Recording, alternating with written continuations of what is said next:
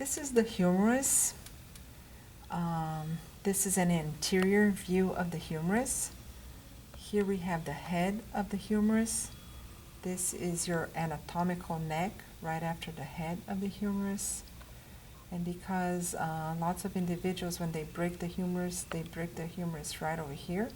So this is called the surgical neck. Over here on the anterior side, you have the lesser tubercle. And over here on the lateral side, you have the greater tubercle.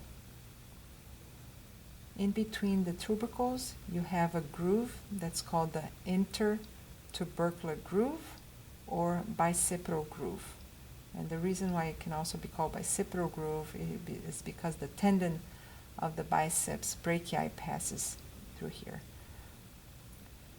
Here on the lateral side, you will also have a rough spot for the insertion of the deltoid muscle. So this is your deltoid tuberosity.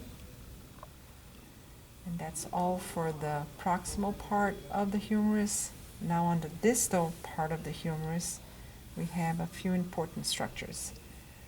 So I know that this side is medial, first because it has the head of the humerus over here, and therefore this bumpy part over here is called the medial epicondyle.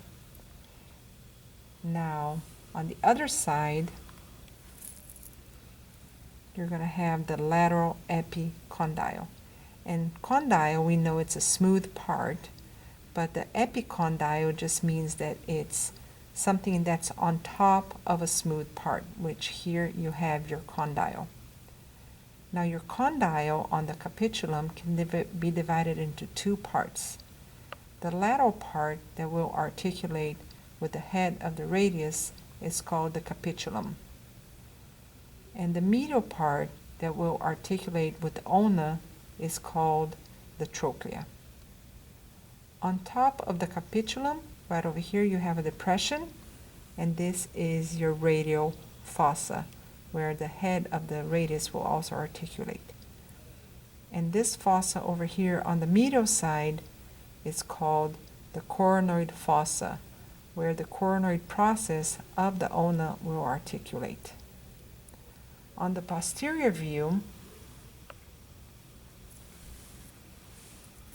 you're going to have a big depression, which is called the olecranon fossa, where the olecranon or olecranon process of the ulna will articulate.